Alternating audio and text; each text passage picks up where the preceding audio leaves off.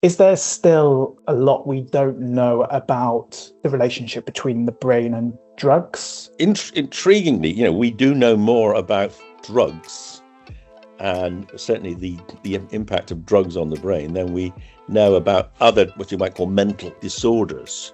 The problem is we don't know how to rectify the predispositions to use drugs or the consequences of using drugs which perpetuate drug use. The reason we don't do harm reduction with crack cocaine is that's a government policy. That's nothing to do with science. That's just policy. We know the answer. We just don't have the political will to put it into place. Why can't we deal with methadone for stimulants, buprenorphine for stimulants? And the answer is because the mechanisms are different. Companies who develop drugs almost never develop drugs for addiction. They often have to be dragged screaming. Is there the possibility then of like an equivalent of naloxone for benzodiazepines? There is. It's called flumazenil. We have it.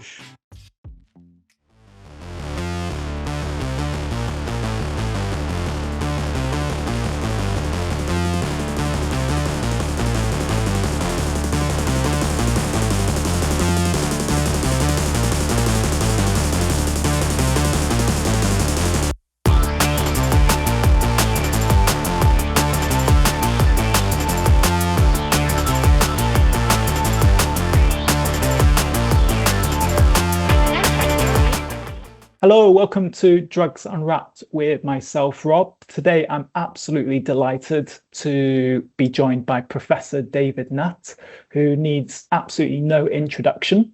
But Dave, how are we? We're great, and I'm very impressed by your backdrop. Support, don't punish. What a wonderful sentiment. Let's get that message out there as much as possible, haven't we? If I was to do a formal introduction, Dave, would it be a neuropsychopharmacologist? Would that be in the right ballpark? That's exactly right. That's my title, Professor of Neuropsychopharmacology at Imperial College. And for those who don't know what neuropsychopharmacology is, it's the study of drugs in the brain. Drugs on the neurological aspects of the brain, but also drugs on the psychological aspects of the brain. Of course, they overlap, but in many ways are quite distinct as well in terms of at least the disorders we're talking about and the problems that drugs produce. One thing that I always wanted to ask you when I was going to ever meet you, and it is literally my first question, is there anything about the brain that just blows your mind? Is there one discovery about the brain that, whether it's by your own research or by your own reading, that you just go, wow, okay, that's just incredible in terms of what the brain does? Yes, absolutely.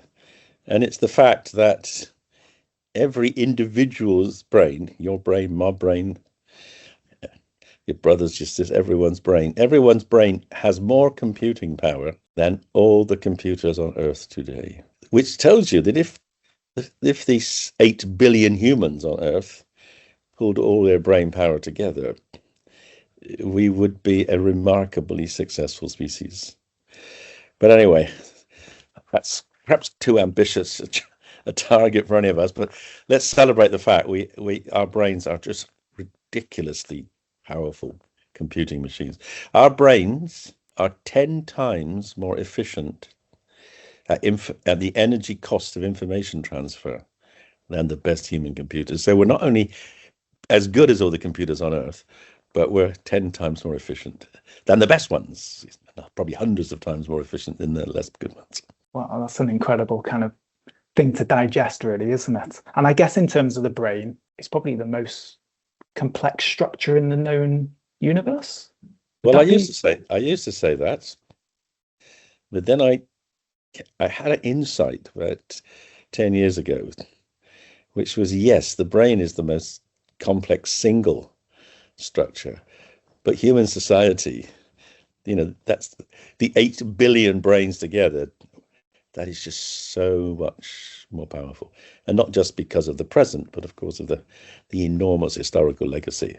So yes, so the brain is the most complex known single entity in the universe, apart from the universe itself, of course, but human society is just 8 billions of those. That's somewhere else. Getting straight into the brain then, Dave. So obviously, you've got an extensive amount of knowledge, you know, through your own work and obviously your own interest really around the functionality of the brain and obviously specific to do with substances.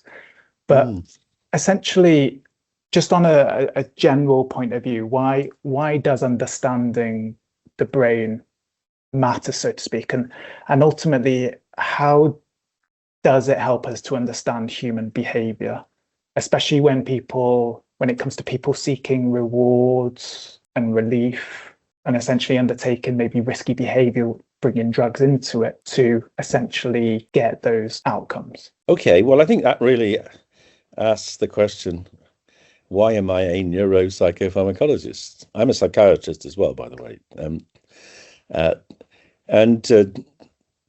But the origins of my interest in this topic and my understanding of the importance, it goes back to when I was an undergraduate student.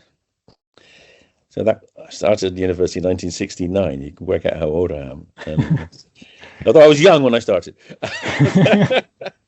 And my tutor was a man called Jimmy Mitchell, and he was a senior lecturer at Cambridge, and he was basically one of the people that discovered what was perhaps one of the most radical, maybe the most radical discovery in brain science ever, which is that the brain is not an electrical organ, but it's a chemical organ.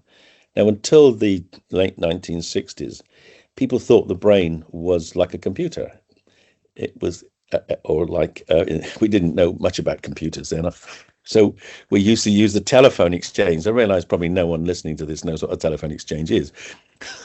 But the telephone exchange was a wall of connectors with wires going in, and people would move the wires around to connect people to the telephone. Okay, so we thought because the neurons in the brain fire electrical impulses, we thought the brain was an electrical machine.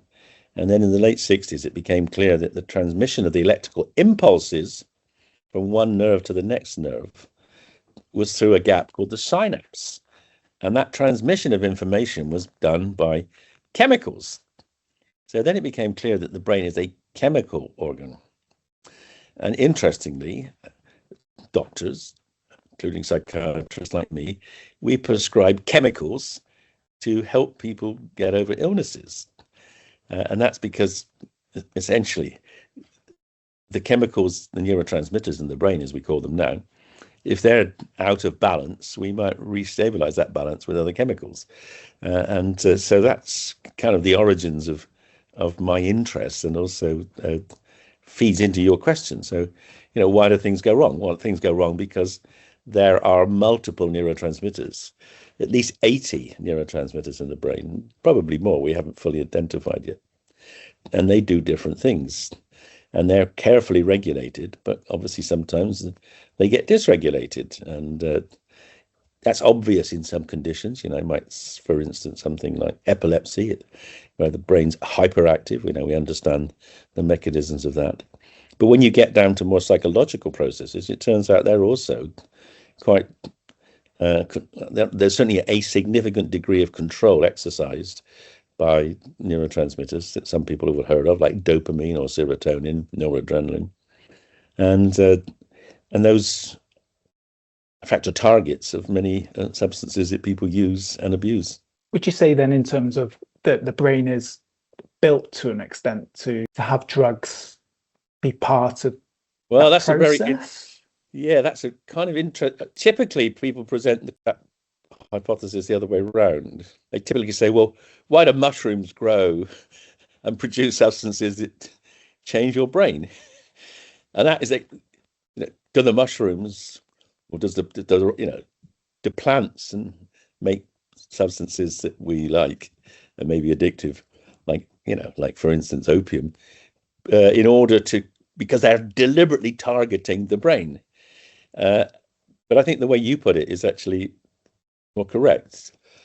I think it turns out that the brain's got so many different chemicals that it's kind of almost inevitable that there will be things, and of course there are millions, probably billions of different chemicals made by plants. That it's quite likely that perhaps by coincidence or perhaps by evolutionary design somehow, the two have come together. So, and that's actually, I think, perhaps, really an interesting finding. So when you think about endorphins, now humans have been using opium for thousands of years, 3, 4, 5,000 years. People have been using cannabis for a similar length of time. But it's only in the last 30, 40 years we've discovered that those plant products actually mimic natural transmitters in the brain, like endorphins and like the endocannabinoids.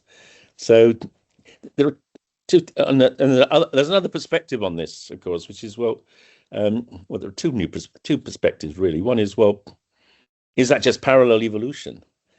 And it probably is parallel evolution to some extent.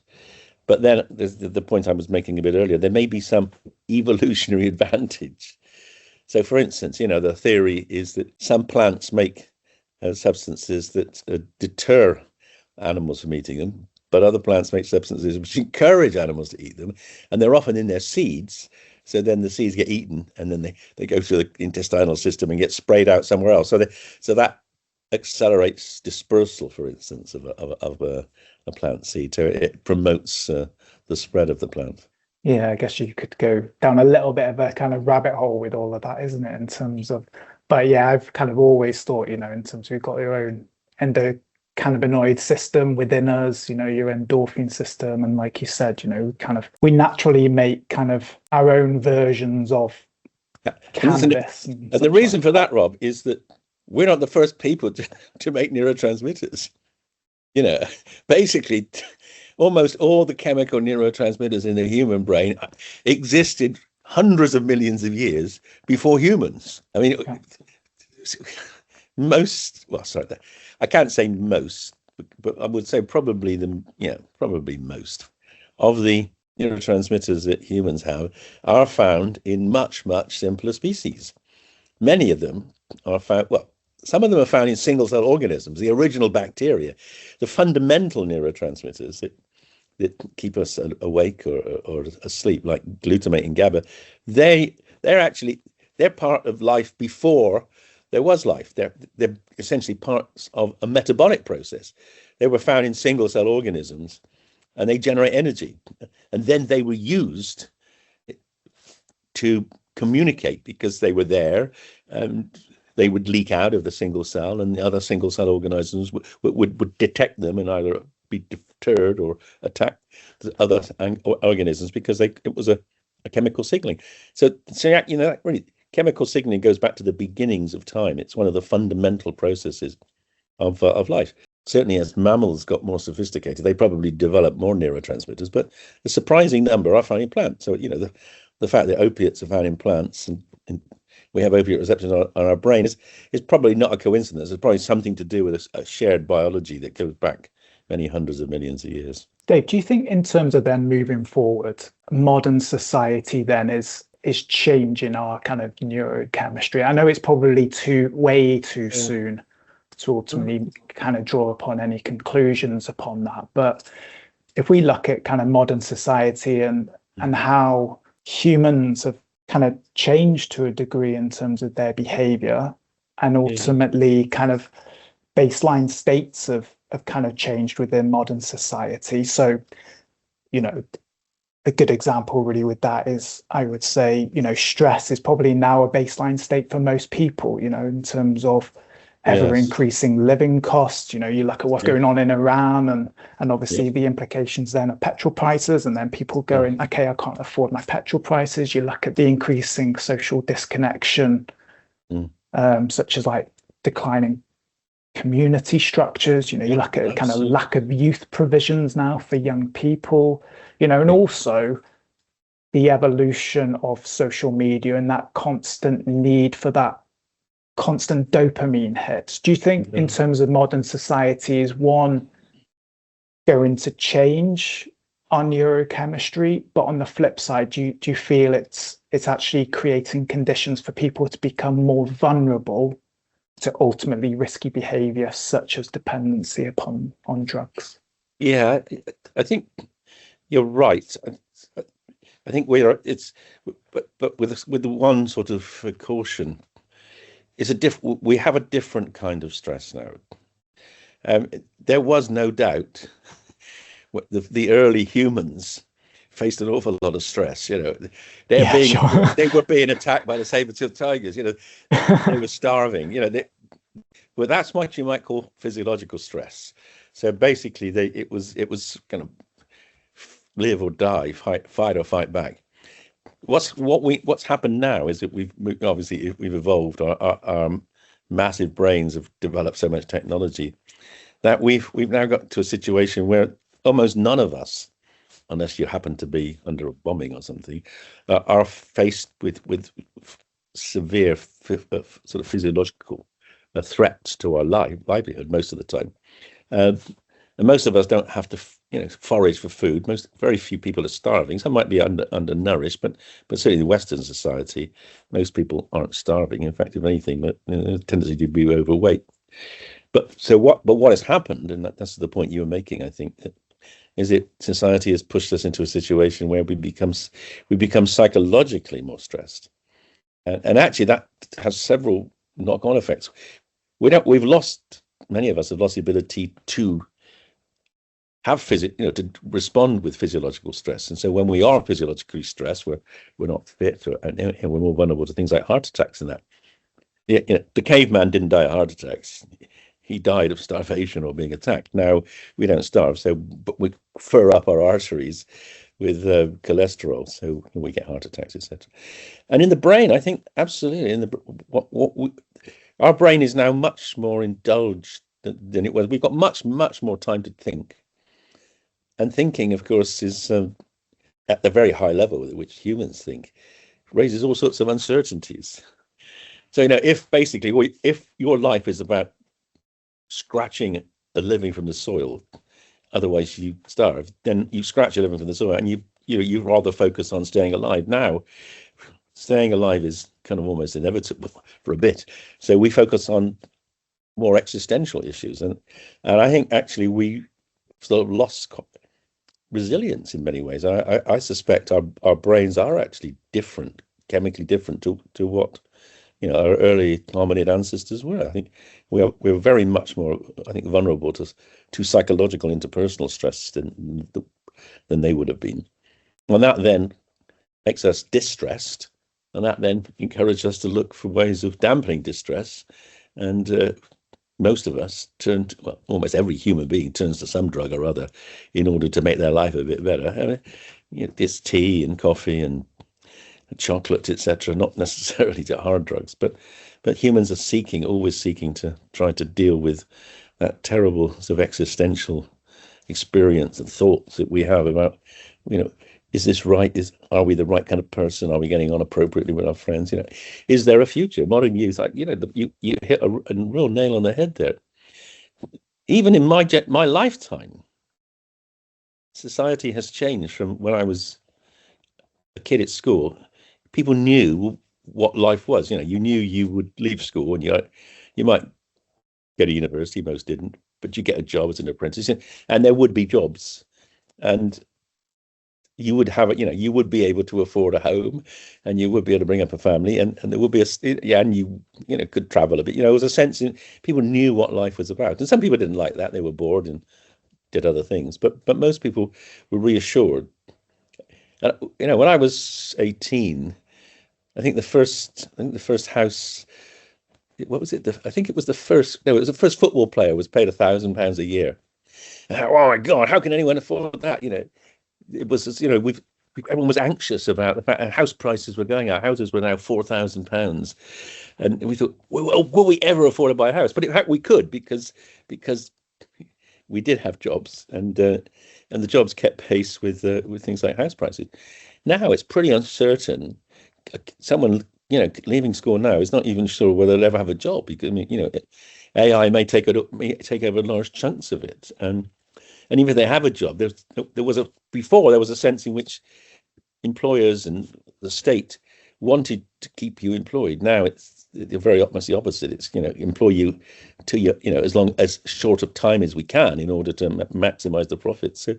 So there's individuals are no longer part of a caring community, and I think that makes them very vulnerable. And I feel sorry for young people today, because I know it's very difficult to know what to look forward to because there's so much uncertainty. Yeah, you do hear quite often about people who finish degrees, even master's degrees, and they're applying for jobs and they just can't get jobs. And absolutely, yeah, and there's another aspect to that, isn't there? A facet of that, which is we've been encouraged to essentially to focus our ambitions on learning, perhaps to the expense of doing. One of the nice things about being a doctor is that you learn, but you do,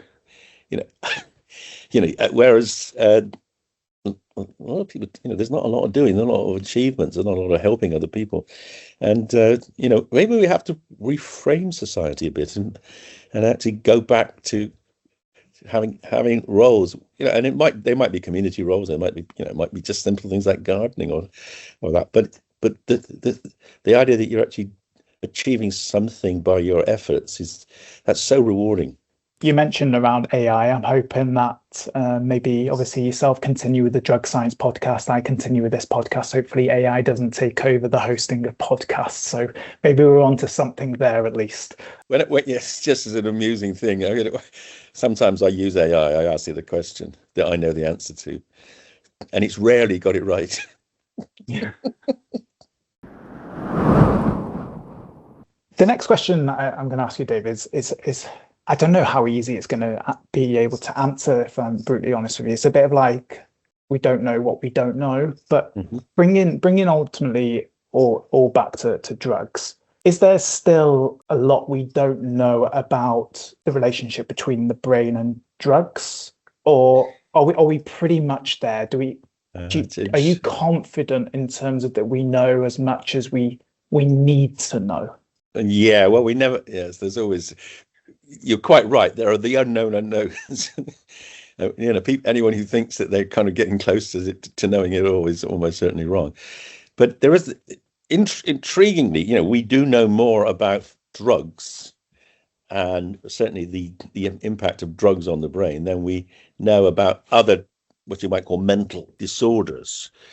So drug addiction, or the use of drugs, is actually understood largely because drugs are chemicals and the brain is a chemical. So we can match the drug to the brain much more easily than matching something, a psychological stress, to something like depression or anxiety. So we do know, from pretty much every drug that people use therapeutically or recreationally, we know what the target is. The problem is we don't know how to rectify the predispositions to use drugs or the consequences of using drugs, which perpetuate drug use.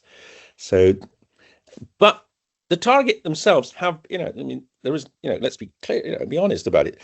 Knowing what the target is has been useful. I mean, it's one of my very first, in fact, probably the first thing I started doing in relation to treating people with addiction was working on this compound called buprenorphine. It's called Subutex. And buprenorphine is a brilliant pharmacological construct.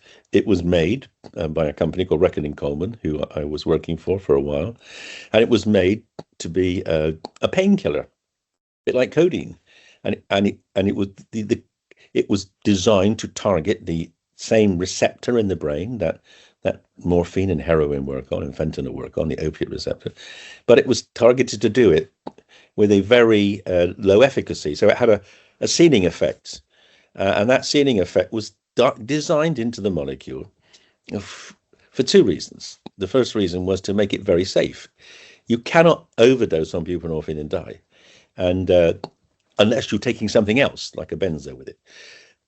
And that was really important because the alternative strategy was methadone, which if you take too much of, you can die, stop your breathing. And buprenorphine was therefore safe particularly for children, because 4 to 5 kids a year die of taking methadone, and buprenorphine won't kill you, so it's very safe. And then the other argument was, well, if it's not giving as big a hit as methadone or other opiates, then you get less tolerance. And that's true. It's easier to come off buprenorphine. So that's a wonderful example of how pharmacology has driven the development, invention of really probably the leading best treatment now for people who are opiate dependents who can't sustain abstinence. Buprenorphine, particularly the long-acting injection buvidal, is fantastic. And actually, that concept has now led to a new treatment which some of you will be using for smoking cessation. It's called Champix or varenicline. The same concept. You basically replace nicotine with something that isn't as addictive as nicotine, called varenicline. So you can get off the nicotine. It prevents withdrawal, but it doesn't. You slowly lose your dependence on nicotine. So pharmacology has had, some very powerful successes. And I suppose the most obvious one also is basically reversing an opiate overdose with a drug like naloxone. So pharmacology has been very useful in some areas, and I suppose the opiate nicotine one is the best examples. There are other areas where pharmacology hasn't worked at all. We don't have any pharmacological treatments for cocaine or crystal meth dependence and addiction, and that's despite billions, literally billions of dollars being spent over the last 30 years to try to find those. And why that should be that's one of the unknowns, Rob. It's not obvious why it should be much more difficult to deal with stimulant addiction than it is to do with opiate addiction, or at least to use the same principles, i.e. blocking the effect. I was going to ask you why is that, in terms of there's no pharmacological treatment for cocaine? Because for us as a service, we've seen a significant increase in the amount of people seeking support around cocaine and crack cocaine, and obviously from a services perspective, we have that carrot on the end of the stick in terms of, say, with an opiate user, whether it's access the needle and syringe program or whether it's accessing clinical treatment in terms of whether it's Subutex, Buvidal, methadone, such like. But we just don't have that with cocaine, and we don't even have that in relation to the likes of what we would term as safe inhalation devices, crack pipes. We're not allowed to give them out. So I was going to ask, those are two separate issues. So let's deal with the simple one first. The reason we don't do harm reduction with crack cocaine is that's a government policy. That's nothing to do with science. That's just policy. Yeah. And we fought for 30 years to have harm reduction for heroin smoking. So, but eventually that will come, because that's just a political, we know the answer. We just don't have the political will to put it into place. But why can't we deal with methadone for stimulants, buprenorphine for stimulants? And the answer is because the mechanisms are different. So opiates go into the brain and they stick on a receptor called the opiate receptor. Cocaine goes into the brain and it sticks on a thing called a transporter. It sticks to a device which basically pulls neurotransmitters back into the nerve terminal after they've been released. And that then leads to higher levels of the transmitter. So it's the transmitter which is being the agonist. It's the transmitter that is turning on the receptor to get you high with cocaine, not the cocaine itself. So you say, oh, well, that's straightforward. Well, just block the transmitter. And there are two aspects about that. There are several so the transmitter is dopamine, as you mentioned earlier. So, but if you block dopamine receptors, people go very stiff. It's like having Parkinsonism. So if you block that, so that doesn't, people don't want to. Firstly, it's unpleasant, and secondly, it doesn't work. That doesn't actually stop cocaine. So there's another dopamine receptor that probably mediates the effect of cocaine, which is the dopamine D1 receptor, as opposed to the other one, the D2 receptor. And there aren't dopamine D1 blockers around. And why is that? Well, the answer is not very clear. Probably because companies who develop drugs almost never develop drugs for addiction. they often have to be dragged screaming. So let me go back to buprenorphine, right? When I started working for Reckitt and Coleman back in, it was 1988, it was buprenorphine was going to be the super codeine, safer codeine for pain, headaches, and it works. Unfortunately, it causes more nausea than codeine, so it's never been a success. But when we said to them, look, the characteristics of buprenorphine make it a perfect treatment for heroin use, the company said, no, we're not going to do that. Why would you do that? And another example was naltrexone. Naltrexone is a long-acting opiate antagonist, which we use to help people stop using opiates and also to help people stop using alcohol, because alcohol indirectly stimulates the opiate system through a release of endorphins. Naltrexone was developed by a company called Dow Chemicals. In the 90s, a number of us said, we would like to have naltrexone as a reversal agent and as a therapy. And Dow Chemicals said, well, our investors don't want us to be spending our resources treating these dirty people called addicts.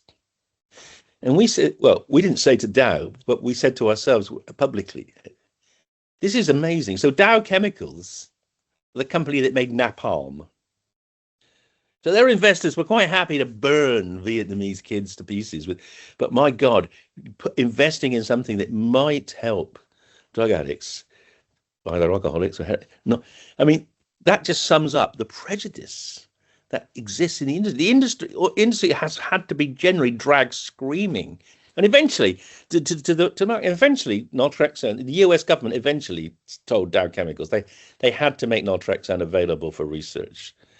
In fact, I don't think they make any money out of it. I think Dow just gave it away. But the idea that addiction is something that addicts deserve what they get and they don't deserve treatment. That's deeply pervasive, and there are examples in the modern era. So let me give you an example about spice. So when spice started killing people in prisons, I wrote to the health secretary at the time, a man called Jeremy Hunt, and I said, by the way, we have an antagonist. We have a naltrexone or a naloxone for spice. It's called rimonabant. Unfortunately, it was developed as a weight loss drug, and it was discarded. But we could bring it back. And he wrote back and said, it's not our job to make drugs. That's the drug company's job. And we know, the people who were advising him said, well, drug companies won't make this drug available unless you guarantee you're going to allow it to be used in prisons. And you wouldn't. And then you see other disorders, like infections, and COVID, and now, the governments are prepared to pour vast amounts of money into solving real illnesses.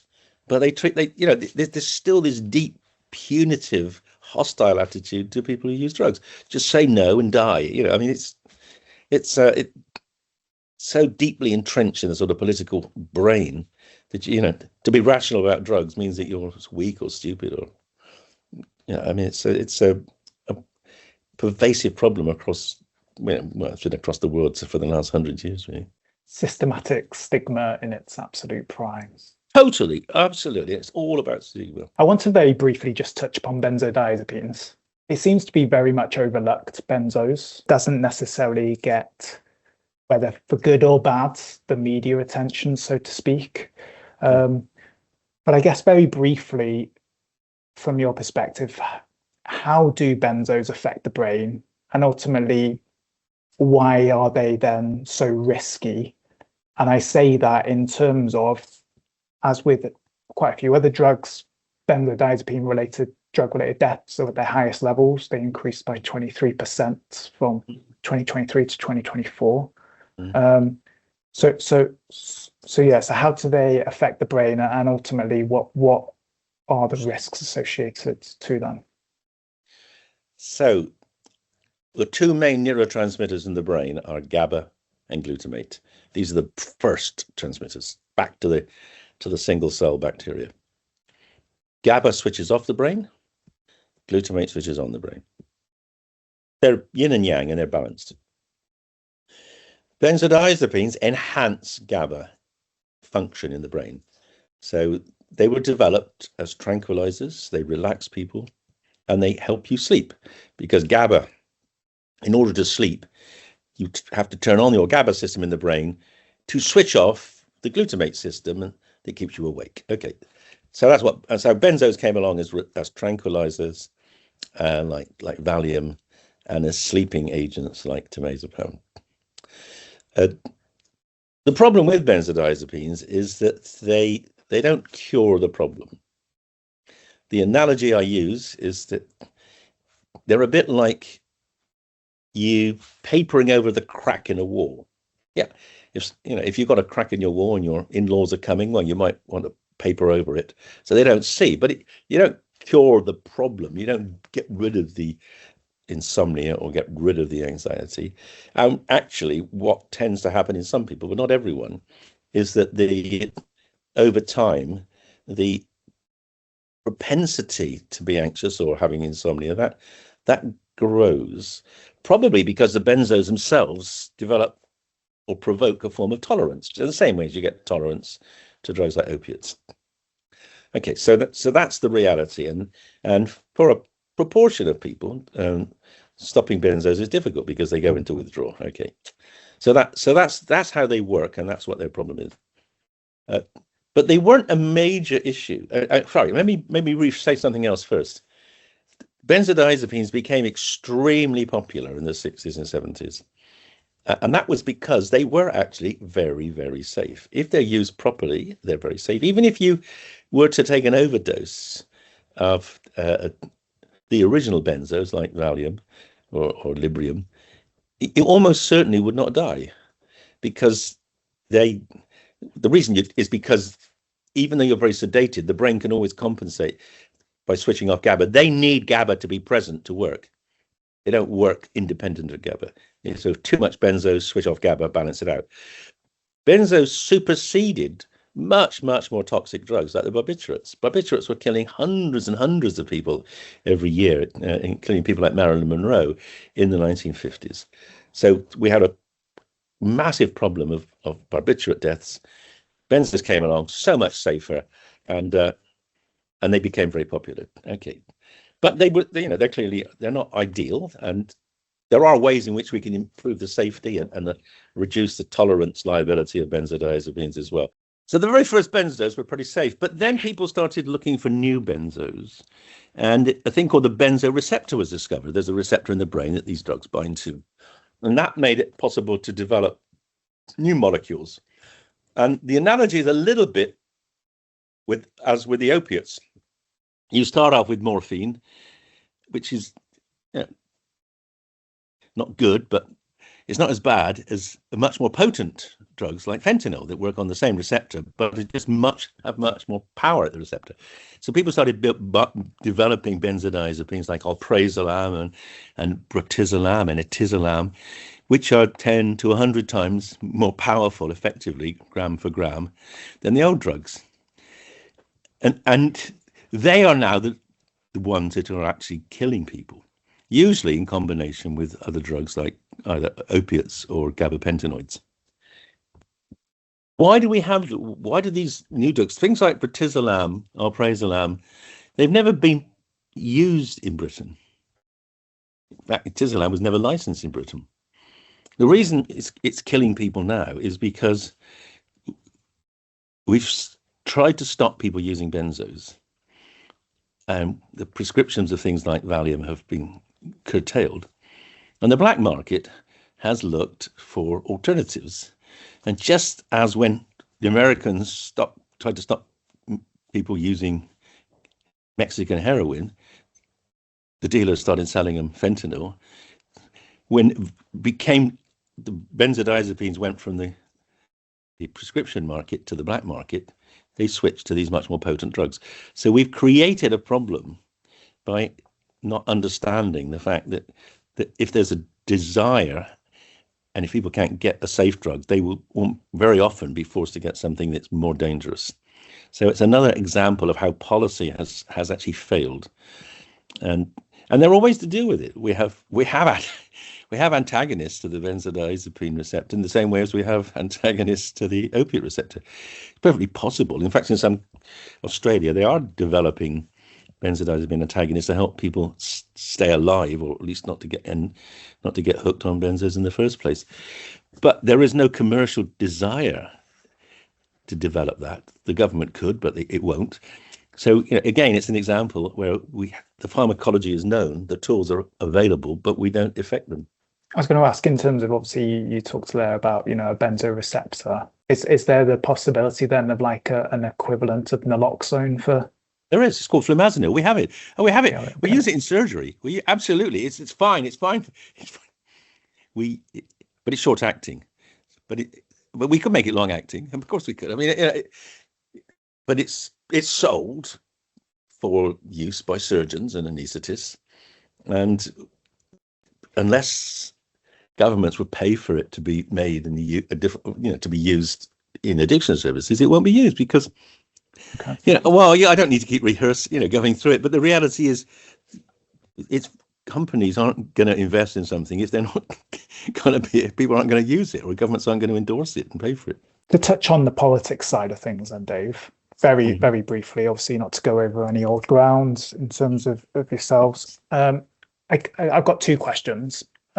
One of them is in relation to ketamine. Obviously, the ACMD, as you know very well, obviously have just recommended to keep ketamine class B. Do you think the government will go with that advice, or do you think, in terms of with ketamine, with all the media attention around it and the attention around people having to have their bladders removed and such like, do you feel the government's just going to go, no, we're going to make it a class A? And then the flip side to that is, from a research perspective, does that have any implications on ketamine becoming harder to research if it was to become a class A? Yeah. Okay. So two very interesting, important questions. So I have to hold my hand up. I did the first review of ketamine back in 2004. With 2 years on the ACMD, we reviewed it, and we rather grudgingly thought, well, we have to make it illegal. We have, because we were seeing importations of literally barrels of ketamine juice from India, and we thought this is going to explode if we don't do anything. So it was my committee that recommended ketamine be made a class C drug. Did that do any good? Nope. Ketamine use went up. I was sacked in 2009, and then subsequently the next committee reviewed ketamine and said, oh, there's more use, so we better push it up to class B, which they did. And then use went up. And so it's very hard to expect, we're very unlikely that making it a class A drug will actually stop use, because I don't think there's ever been any evidence of anything classification having an effect on use at all.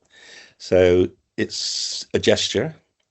It's a gesture that will probably have negative impacts, because what you tend to see is that because class A drugs attract a significantly bigger penalty for possession, they don't attract a particularly bigger penalty for dealing. It's life or 14 years or 14 years for A, B, and C. Reality is it's all the same. But for possession, you go from 2 years for class C to 7 years for a class A. So typically people who are getting problems with class A drugs are worried that they're going to be prosecuted for possession, so they don't seek help.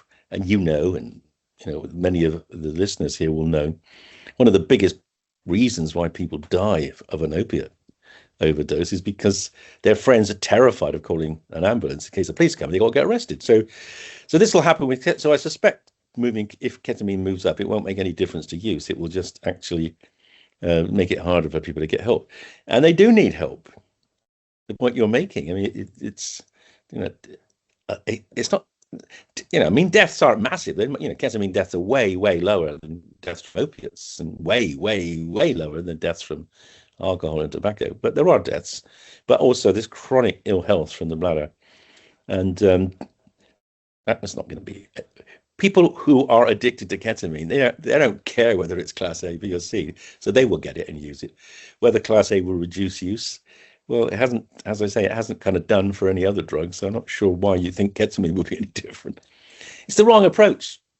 That kind of approach is simplistic. I'll make it class A and think job done, but history tells us job isn't done. So let's use a different approach. Let's try to stop using, help people reduce their dosing, help to stop people using in the first place, but not by punishing them. And if it was to be made a class A, would that have an impact on future research? No, because it's the class doesn't affect research particularly.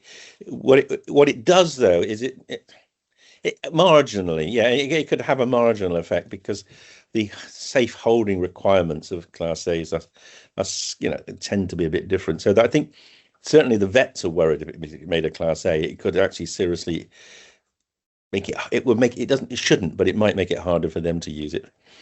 To be honest, there's not a lot of research being done on ketamine at present.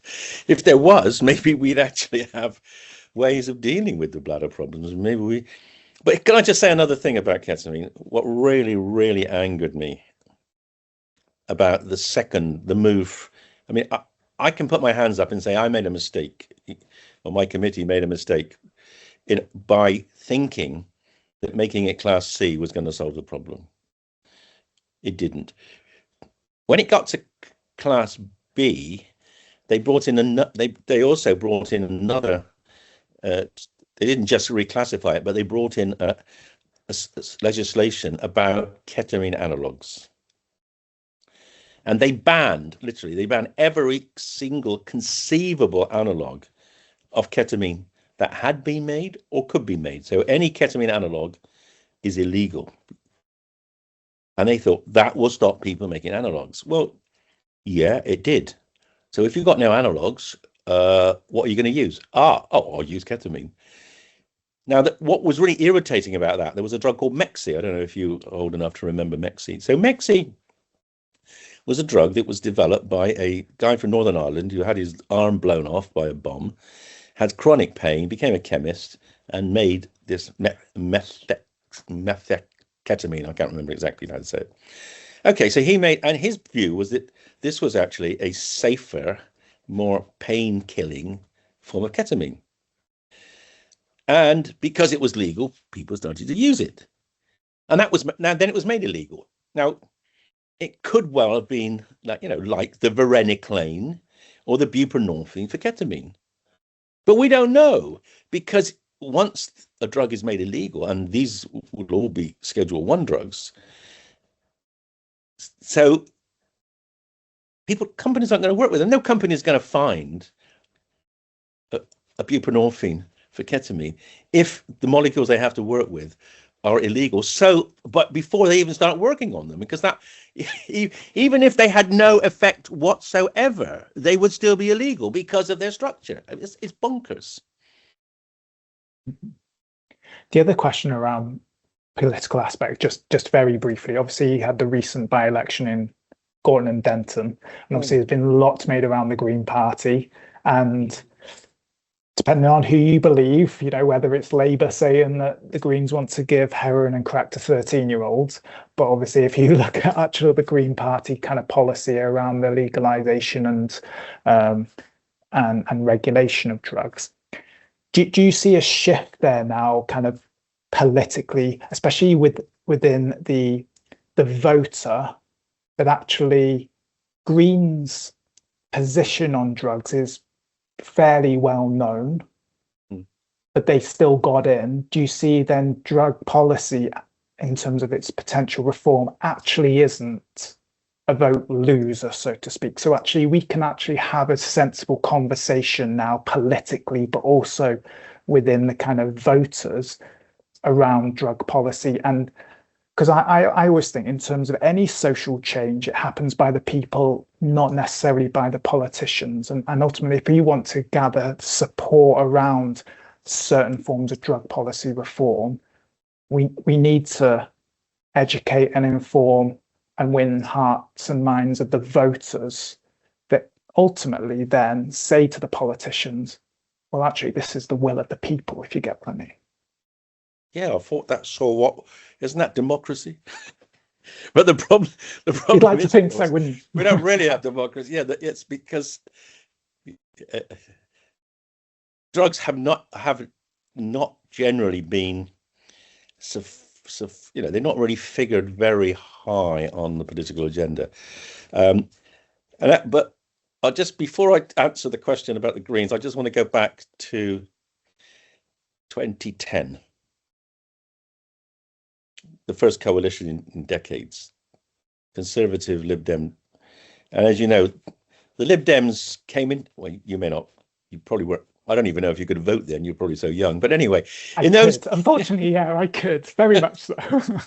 So Lib Dems came in and they demanded 4 things of the Tories, and I can't remember what they were, but what the Tories persuaded them to want. One was the referendum on proportional representation, which the Tories then reneged on effectively. But the thing that the Lib Dems did really, the big mistake they made was changing the rules on student loan. What the Lib Dems should have done, because in their manifesto was, we're going to reform drug policy. And they didn't do that, probably because the Tories said they didn't want them to do it. If they'd done that, we'd have had progress.